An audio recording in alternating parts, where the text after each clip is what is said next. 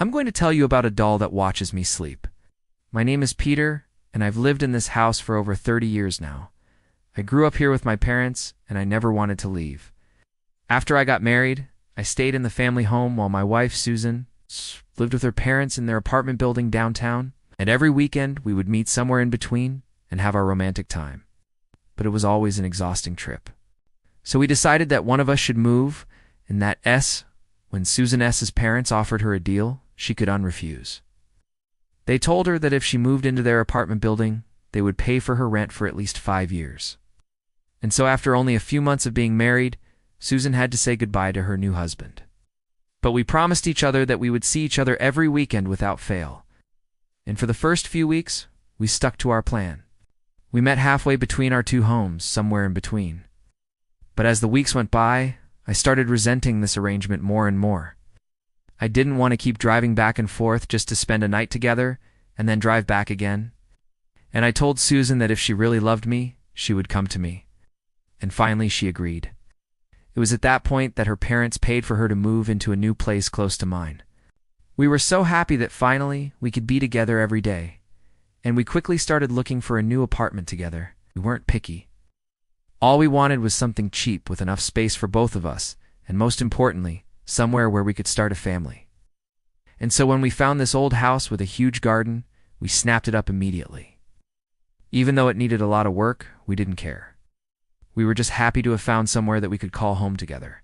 We spent all our weekends doing up the house, painting rooms, laying new floors, but most of our time we spent in the attic. That's because we found a whole bunch of old dolls up there, and we thought it would be funny to bring them down and restore them. We made a whole collection of different kinds of dolls. Now, most of them were pretty creepy to look at, but we liked it. Our favorite doll was this one. She was dressed like a little girl in a nightgown and a bonnet, and she had the creepiest porcelain doll face we could find. And we decided to name her Emily.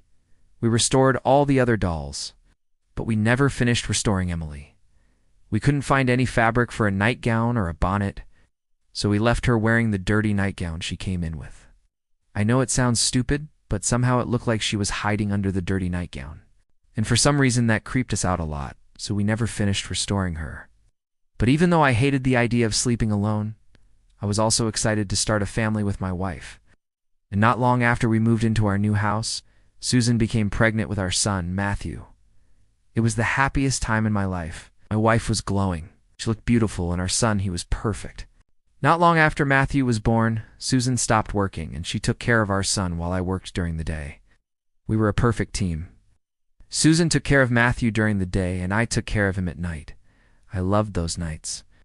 There was nothing better than rocking our baby boy to sleep, and then lying in bed with my wife and our son between us. But as Matthew grew older, it became harder and harder for Susan to get him to sleep. He would cry every single night, sometimes for hours. And I don't want to complain or anything, but taking care of a baby is hard work.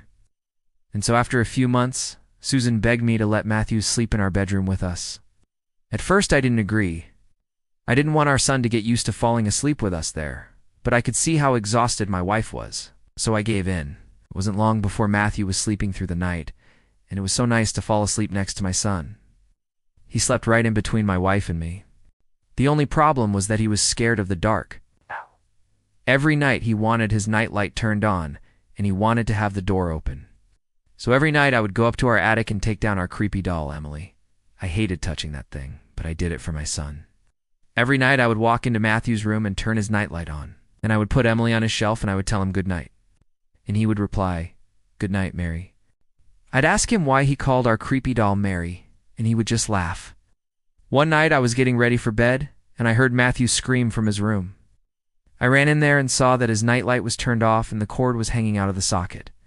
I immediately went up to the attic to get Emily down and to plug the nightlight back in. And as I was walking to the attic, I could have sworn that I heard footsteps above me. I told myself it was probably just some branches from the tree outside. I didn't want to think that someone was in the attic. When I walked into Matthew's room, I noticed that the doll was lying on the floor and the nightlight was once again turned off. I plugged the nightlight back in, and as I turned around, I could have sworn I saw the doll blinking at me. I didn't think much of it. I just picked the doll up and returned it to its shelf.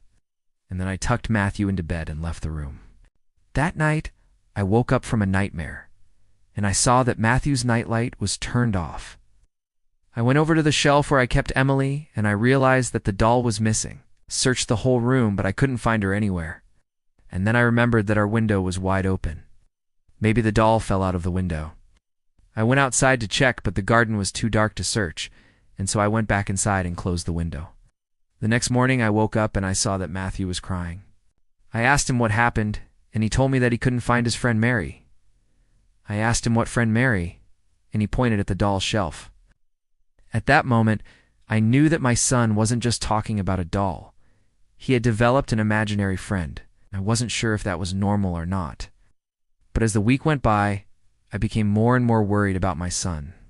Every night he would ask me to turn his nightlight on, and every night before I did that I would hear footsteps running around in the attic. Every night when I walked into Matthew's room, I could have sworn that the doll was blinking at me. All weren't. Then one night I had enough. I was getting ready for bed when I heard footsteps running around in the attic. This time I didn't bother to investigate. Instead, I walked into Matthew's room and I screamed, "Who's there?" I will never forget the look on my son's face that night. He was terrified. I calmed him down, and I told him that I would stay in his room with him until morning. And then I turned off the lights and waited for whatever was up there to come into the room. It didn't take long. Figures slowly descended from the attic stairs, and as the moonlight shone through the attic window, I could make out the shape of a woman. She walked closer and closer, and then suddenly she jumped onto my bed and landed on top of me. I started screaming for help, and the woman held me down. And then I felt her sharp nails dig into my skin. I tried to fight her off, but she was way stronger than me. And as she leaned in closer, I saw the most horrific sight. Her eyes were completely black. There wasn't a trace of my son or Susan anywhere. And so I want you to take a moment to subscribe. Please don't forget that. Thank you.